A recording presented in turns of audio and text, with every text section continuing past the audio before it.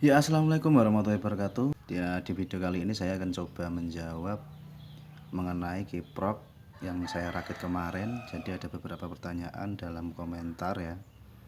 Saya akan coba menjelaskan sistem kerja kiprok ini dan komponen apa saja yang digunakan. Oke, kita mulai lihat komentar-komentar mengenai kiprok yang saya rakit kemarin ya, yaitu kiprok full wave. Mari kita coba cek dulu komentarnya, bos. Ya, ini saya mulai dari yang terdahulu.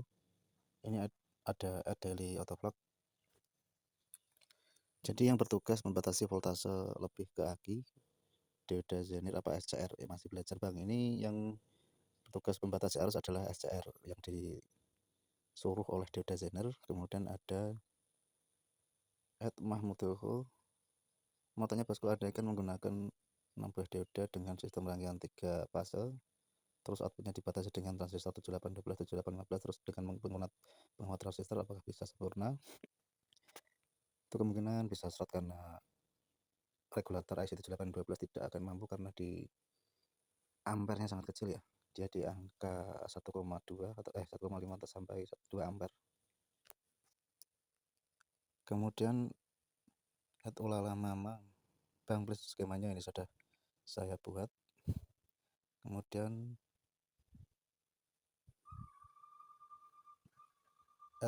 Hutanur 70 untuk motor C70 kalau pakai rangkaian kiprok itu perlu rubah sebel apa bisa pakai bawaan ya mas?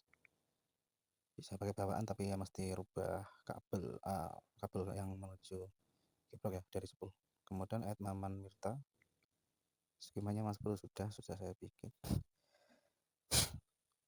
Kemudian add user, kayak kok nggak yakin nggak wani ke RPM atas, ini bisa saya coba tes nanti gas full. Nah, ini yang tadi. Kemudian dulu add Kang Rakil, dulu aku pernah ganti kiprok NPL pakai dioda bright dan IC7812 sama transistor 2N nggak kuat buat ngangkat setrum kelistrikan jadi down. Ini dipastikan IC-nya tidak mampu karena ini di angka 1 sampai 2 ampere kemampuannya. Oke.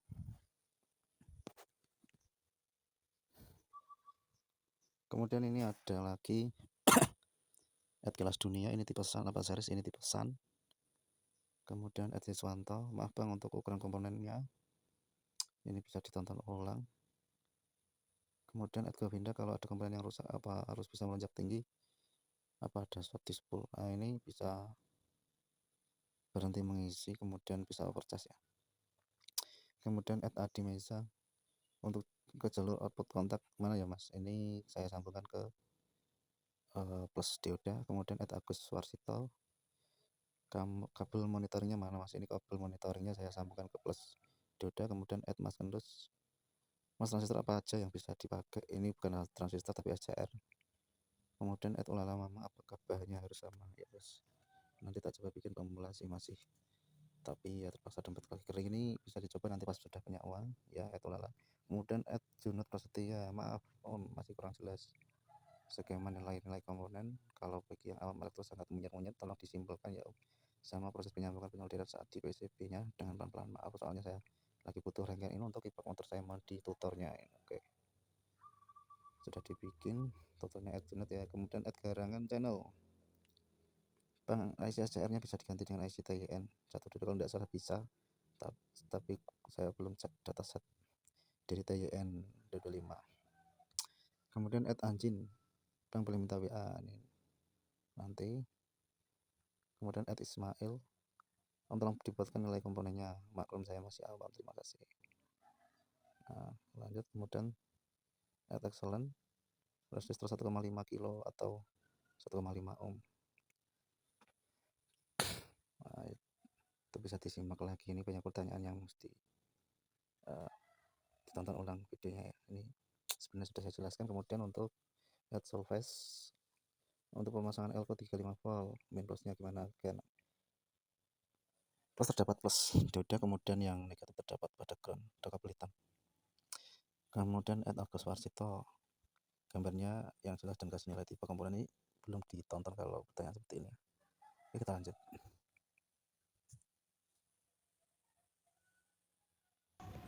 Oke, sebelumnya kita lepas dulu soket yang menuju kiproknya, bos.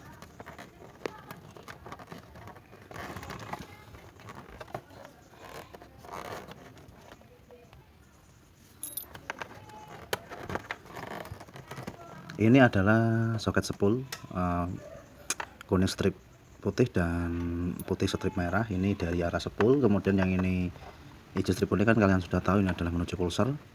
Dan ciri-ciri spool yang sudah full wave itu tidak bisa di groundkan ke massa. Ini hanya 2 jalur, bos. Ini hanya 2 jalur seperti ini. Nah, kita taruh di massa di sini. Ini adalah body kan ground. Ini dipastikan tidak akan ada timbul percikan api. Ini karena arusnya sudah di 2 arah. Hanya 2 arah ini ya. Nah, ini tidak akan bisa konslet dengan body. Kalaupun misalnya kita taruh di sini, Bang, ini dipastikan tidak akan ada percikan api. Coba kita nyalakan.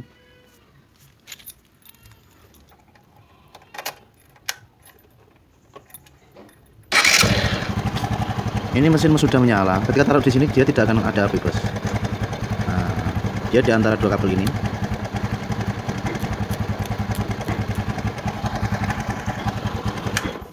Nah, itu penjelasan pertama dari spool dulu sebelum kita melanjut ke bagian kiprok regulatornya. Ketika jalur spool ini sudah dirubah, dipastikan hanya 2 kabel yang menuju kiprok regulator. Ini seperti kiprok Tiger Mega Pro, itu sudah 2 arah seperti ini. Kemudian yang untuk motor Vixen CBR itu 3 arah, dan di ketiga kabel itu pada saat di groundkan ke bodi atau massa itu dipastikan tidak ada percikan api. Kemudian kita lanjut ke pembahasan kiprok regulatornya. Ini dipastikan sudah oke ya. Ini hanya untuk menjelaskan saja dari beberapa pertanyaan kalian tadi di sini. Jadi untuk mengarahkan arus, ini kan masih AC atau alternating current atau arus bolak-balik ya. Ini tidak akan bisa kalau disambungkan ke aki, tidak akan bisa langsung buat ngecas ya. Nah, dipastikan perangkat kalian seperti CDE itu tidak akan berfungsi atau bisa rusak. Itu diperlukan alat yaitu kiprok atau regulator rectifier. Jadi ini alat ini berfungsi untuk merubah dari arus AC ke DC, bos. Ini sudah saya jelaskan tadi arusnya. Kemudian kita sambung ke kiproknya. Jadi 2 kabel ini yang warna kuning itu menuju spool. Nah, bisa sambungkan ke sini nanti. Jadi sebelum kalian merakit kiprok itu dipastikan arus dari spool ini paham dulu, bos. Kalau tidak paham dipastikan tidak akan sukses ya. Ini kemudian yang warna hitam dan warna merah. Hitam ini ke negatif aki atau massa bodi bisa. Kemudian yang merah ini dipastikan ke plus aki. Plus aki. Nah, aki kan nanti ke kontak baru ke perangkat lain seperti CDI dan flasher. Sekarang kita sambung dulu arah yang menuju spoolnya, bos. Kita sambung dulu seperti ini. Ini karena ada lumayan banyak pertanyaan, kemudian saya ulangi, saya jelaskan kembali sistem kerjanya di sini. Sebetulnya kalau hanya dengan menggunakan dioda itu dipastikan sudah bisa ngecas ya, sudah bisa ngecas aki, tapi itu bisa terjadi overcharge. Karena apa? Di sini kalau tidak ada kita lihat dulu. Nah, ini kan ada huruf positif dan yang sebelah sini negatif, dan yang tengah itu adalah simbol kayak gini. Ini adalah dari spool atau arus bolak-balik. Nah, dilihat ini kan plus ya. Nah, dari dioda ini. Nah, ini ke warna merah ini, bos. Kemudian yang ada huruf negatif, ada tanda negatif ini ke massa atau bodi warna hitam ini ya. Jadi dengan satu komponen ini sudah bisa ngecas aki, tapi arusnya tidak terkontrol. Pada saat aki sudah full itu tidak terjadi protek atau pemutusan arus, dipastikan aki bisa melembung dan overcharge dan aki bisa rusak ya. Kemudian ada agar pengisian itu sukses atau sesuai standar itu diperlukan alat tambahan seperti SCR. IC SCR ini berfungsi untuk menahan arus dari spool yang bisa 400 atau ribuan volt gitu ya. Ini bisa yang bertugas menahan arus itu adalah bagian SCR-nya ini, bos.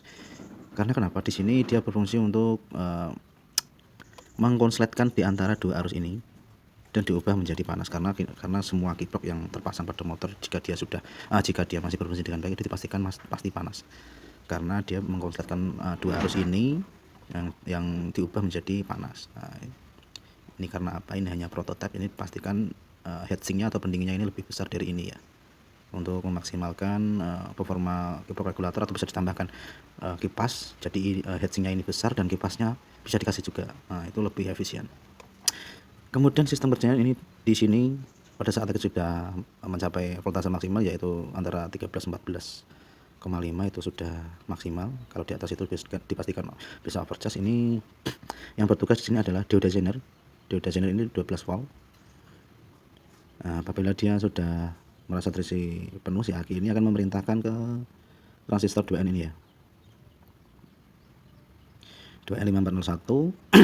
Setelah sensor menuju ke transistor ini, kemudian 2N ini akan mengalirkan arus menuju resistor 1 kilo. Kemudian resistor ini menuju dioda ini, dioda 1 ampere, bisa single seed dioda ya. Ini karena dua SCR ini, kedua dioda itu mengarah ke bagian kaki SCR bagian source ya. Nah, ini kan bisa kalian cari sendiri di internet datasetnya. Kemudian ini kapasitor kecil, ini untuk memfilter arus yang masuk ke transistor. Kemudian 1,5 ohm ini hanya untuk mengaktifkan ya. Nah, ini bisa 1 kilo bisa juga, tidak harus sama. Kemudian ini 330 ohm, tidak harus sesuai dengan yang saya buat, atau 470 ohm bisa. Ini tidak harus sesuai, ini bisa juga. Untuk skema sudah saya gambarkan. Saran saya jangan di skip-skip karena perlu kepahaman Anda ya. Itu dipastikan akan gagal paham kalau di skip-skip, karena ini konten edukasi bukan konten hiburan ya. Oke, itu tadi. Sekarang kita coba ke aki. Ini kan sudah saya lepas. Ini kan yang menuju aki, positif negatif. Coba kita nyalakan, kita cek dulu arusnya. Ini kebetulan ini sudah saya pasang voltmeter. Nah, di situ 12,5 volt. Ini coba kita nyalakan.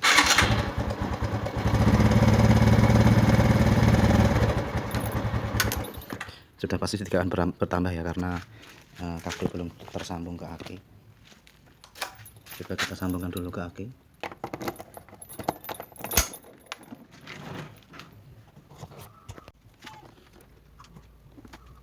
Ini negatifnya pasang di sini, kemudian positifnya pasang di kabel di sini. Nah, ini sudah terpasang bos. Setelah terpasang kita coba cek arusnya ya.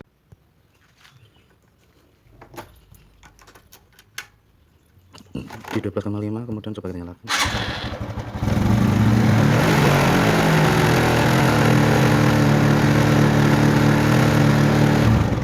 Oke, ini sudah bisa bertambah. Coba kita fullkan gasnya. Ini karena ada komen yang gasnya full dong, masih full.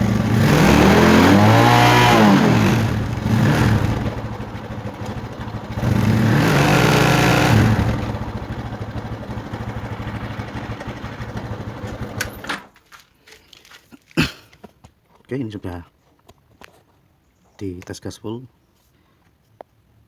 Ini kan pasti ada panas.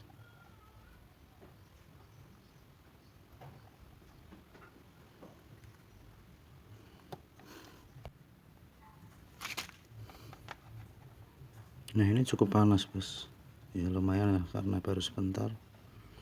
Ini kalau untuk pemakaian langsung itu bisa ditambahkan heatsink atau pendingin yang lebih besar di kedua MOSFET ini, atau bisa kasih 4 juga bisa. Aku MOSFET ini SCR, kemudian pada dioda juga dikasih pendingin. Itu untuk versi pemakainya ya. Bisa juga ditambahkan kipas DC 12 volt. Oke, itu tadi penjelasan dari saya, semoga bermanfaat. Terima kasih. Silahkan subscribe jika Anda belum.